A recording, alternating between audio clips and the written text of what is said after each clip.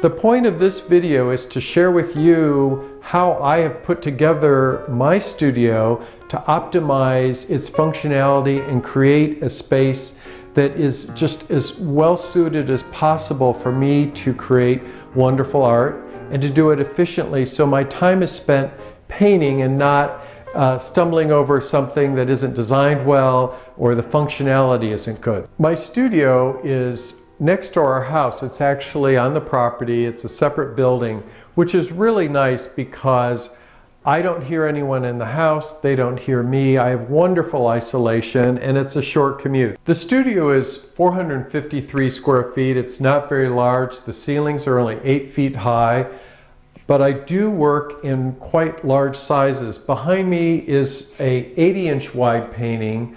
I work up to 132 inches. So space is really important. The studio is L-shaped basically, with, in addition to that, a small bathroom, what was a kitchenette, and a closet. I recommend that you keep your studio functionally pure. By that I mean the only items that should be in your studio is for your artwork. Nothing else. I know that not everyone can do this, but if you can, only have items that help you create your work, nothing else.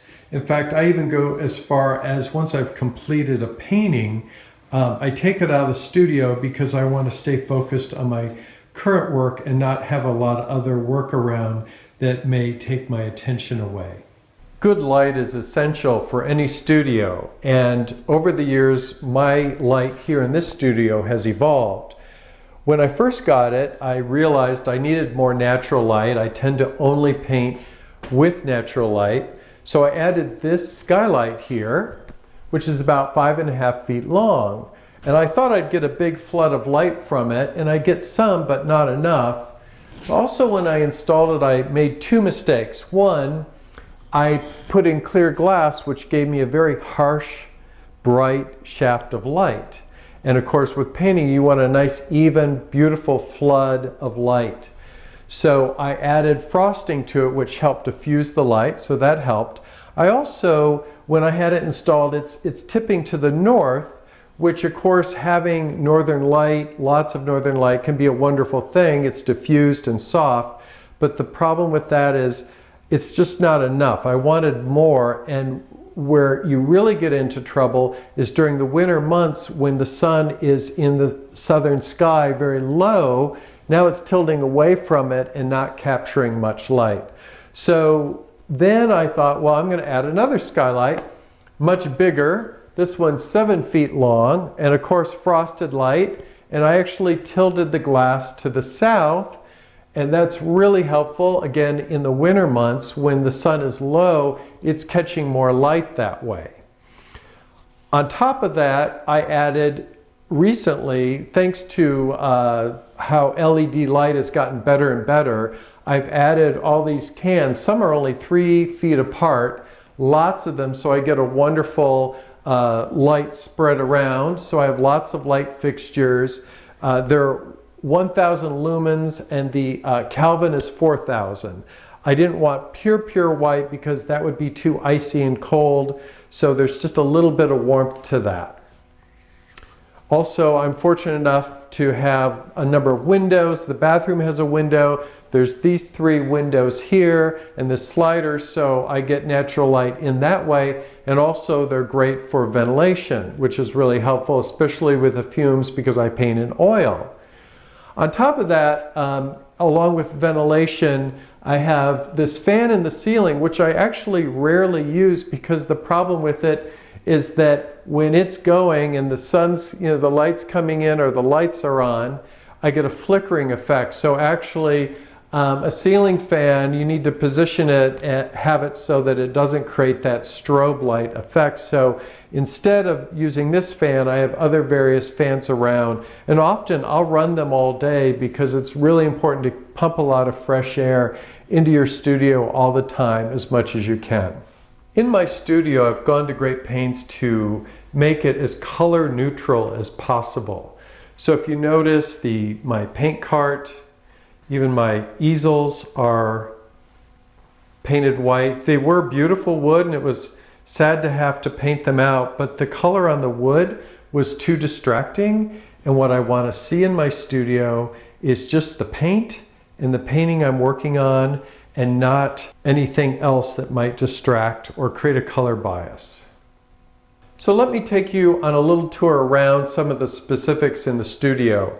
First of all, everything is on wheels. If you notice, everything, even the big flat files, this paint cart, which I put together myself, everything is on wheels. And the point for that is you want to be able to quickly rearrange and move your studio around depending on what you're doing. So my easels, my painting easels are, like I mentioned before, they're painted white, so I don't have the color bias. They're really great. I would highly recommend that you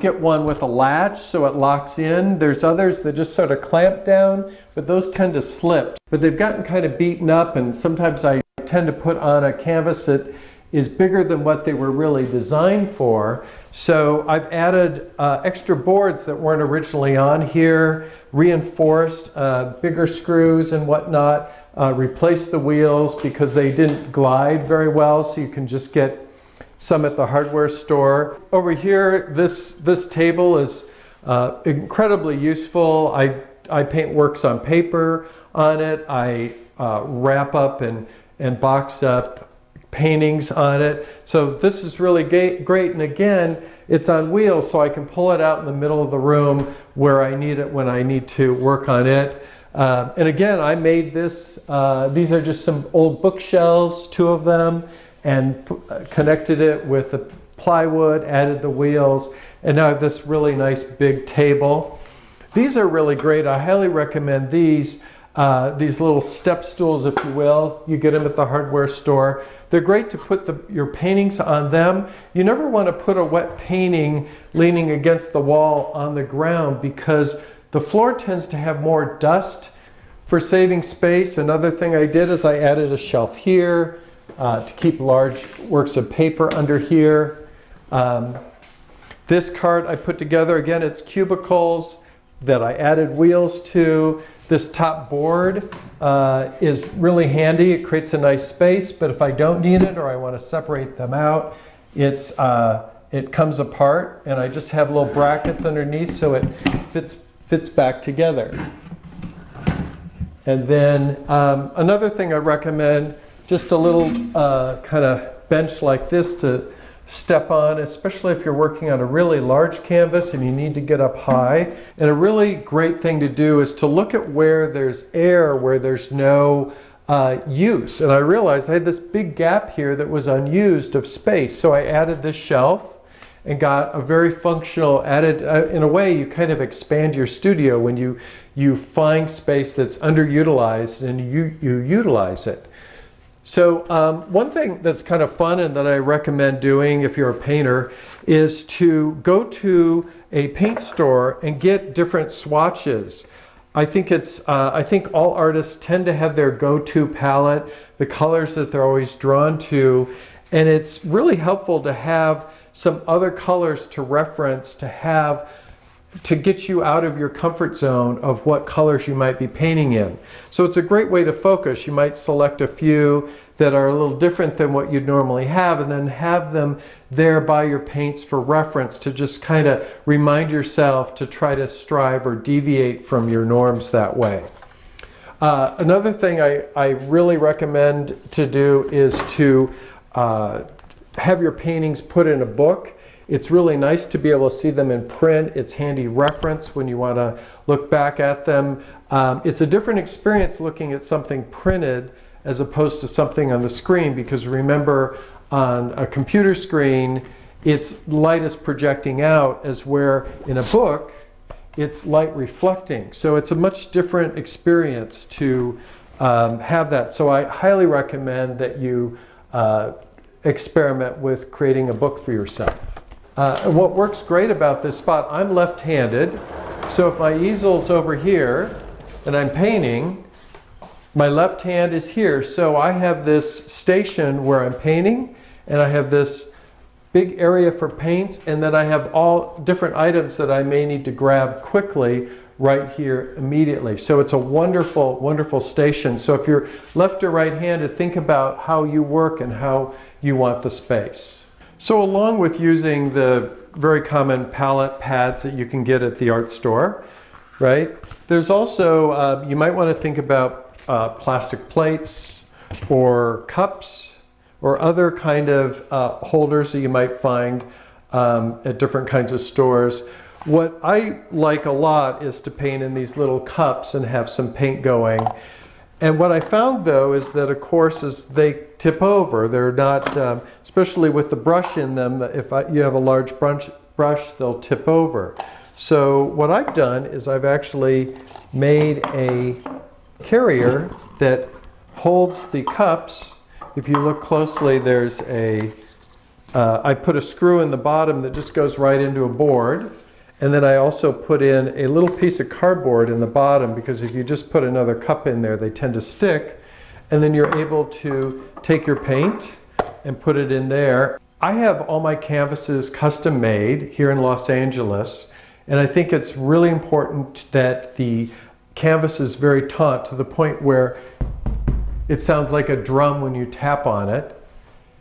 There should be a lot of cross bracing. In fact, I send a diagram to my canvas maker with extra cross braces and reinforcements on the canvas. So it's really, really durable, doesn't warp. I tend to probably have more cross braces than you'll find on most canvases, but I think that extra quality is worth the nominal amount that it costs more to do that. Once I get the canvas, even though it's already been gessoed, I put 5 more layers on top of it. And the way to do that, it comes white, so then I'll do a layer in gray, and then a layer in white, and then another layer in gray, and then maybe finish off in black, because I tend to like to work on a canvas that's dark and then build up the light over as I work on the piece. I recommend that you use really heavy-duty hardware for hanging your paintings, and really thick, heavy, strong wire. And also include some extra wire. Make it just a little long here so that you, whoever buys the painting can adjust the length of the wire as needed. So when I finish a painting, of course on the back side I sign it, I give the title, the year. Another thing I like to do is to add this stamp, which you can have made, you just send away online. I just think it's a great way to document the painting. Now we're in the house where I have my art office. It's separate from the studio. It's kind of nice to come in here and get paperwork done, converse with galleries and so forth, update my website, document work, all the paperwork that we all have to do.